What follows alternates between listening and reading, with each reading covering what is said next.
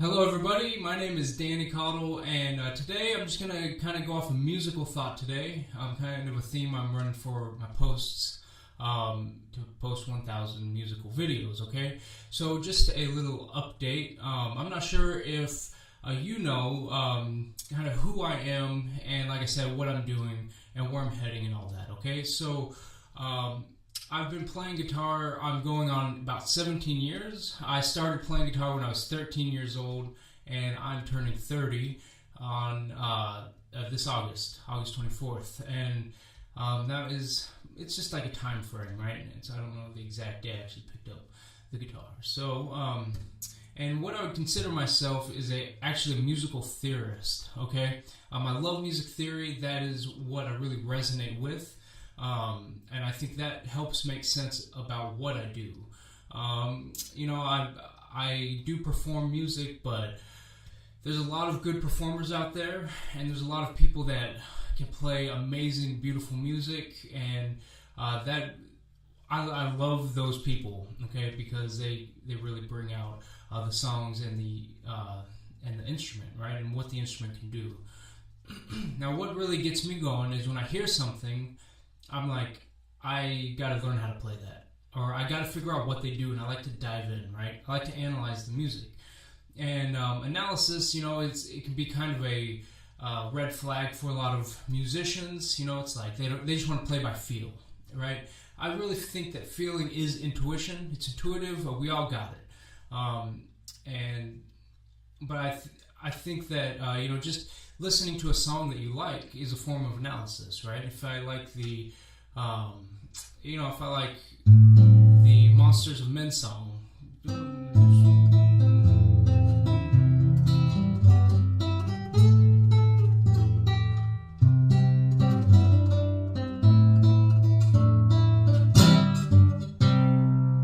okay, so it's like, what are they doing there? That's what I want to know. And so, like, this project is kind of based around that, but it's also about helping and giving, all right? How can I bring as much value to these videos as possible, right? And so, I just give kind of what I can, and I try to keep everything as simple as possible. So I kind of just get right to the skeleton, if you will, of the subject, okay? And so, if we're talking about scales, there's only one scale.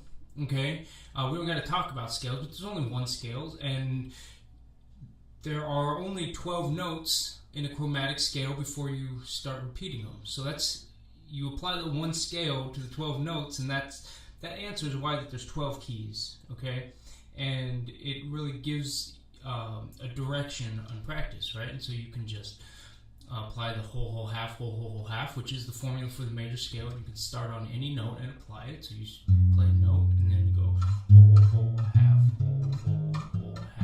okay? So you do that on each 12 notes of the chromatic scale, and you have your 12 keys there, okay? And it will naturally give you the accidentals that you find: a F sharp, 1 sharp for the key of D, 2 sharps for the key of D, 3 sharps for the key of A, and etc. Right? And so these things is something that I really chew on. And anything music, I really love genres, composers, anything. And it's funny because the more that I really start to analyze and compare songs, everything is kind of the same.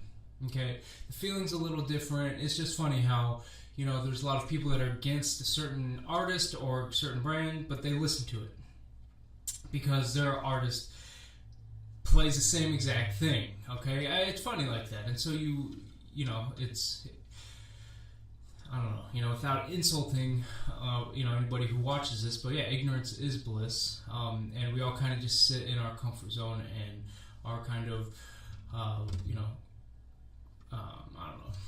I do it. I prefer certain types of music over other types, but I like Baroque music, and it's hard for me a lot of jazz to stomach a lot of jazz, just because the melodies are really abstract, but that doesn't take anything away from jazz. And that has a lot to give me, and if anybody loves jazz and wants to sit down and play it, then I will sit down and I'll learn it and I'll play it and I'll better myself, which is one of the benefits from going to school, which is another taboo thing for musicians, okay? Or the musicians that, there's the academic musicians, and there's the musicians that just want to play music. I've played with both of them, and I'm totally against that. The more you learn, the less creative you get. I'm against that 100%, and I'm also against following your dreams. Okay, let me explain. I think that you should follow your effort. You can sit and watch TV and dream and be delusional. I think that mentality, follow your dreams, really leads to delusion. If you follow your effort, you work, and that will give you direction, right? Follow that. Follow your effort. And I really like that saying, and it's something that I do. I sit down every day, and I try to play at least 2 hours a day, and I'm posting songs for friends and people I meet on social media and the internet, and so I guess that's kind of me, and a little spiel about who I am and what I'm doing and where I'm going. So I'm trying to hit 1,000 videos. I'm approaching my 300th video. I'm at this is actually video 293, and this is definitely considered a musical video, because if you have any questions for me, if you have any type of dialogue you want to engage in musically, let me know, and that's why I'm here. And it's the more that I do this, the more that I'm getting comfortable, kind of with the camera in front of me and really just talking to a camera, because there's really nobody else around unless I get a studio audience, which I'm not opposed to. So but it's fun, and the more that I do this, like I said, the more I'm able to another thing is you really think of things in function, right? Music is function, because since there's one scale, all the keys are pretty much the same. They just sound a little different because they start on a different note. So if we have a 1 5 6 4, 1 5 6 4 sounds the same. 1 5 6 4, 1 5 6 4. Okay, so you can really see the patterns on the guitar. It's a little bit more difficult when you're playing piano here, because you got to actually remember to hit an F sharp when you play a G scale, right? And so on a guitar, you just have to play a pattern of the major scale, and if you want to play in a different key, just move the same pattern up.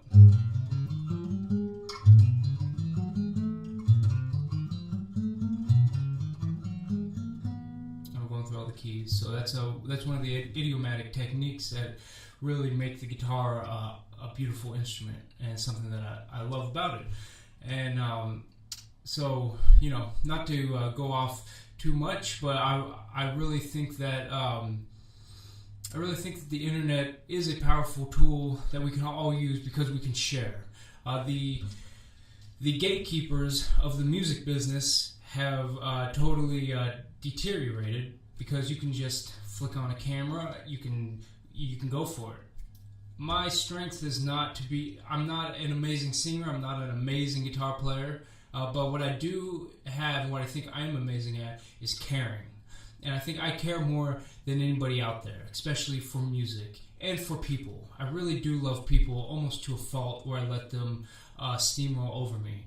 And I think that having a tool like the internet really it has already changed everything, but I don't think we've seen nothing yet. Okay, and so if you can start a project, you can really see it manifest with the power of the internet. And so that's what I'm doing. I got this project to post 1,000 videos from Gary Vaynerchuk, and he did this with wine, and he totally turned the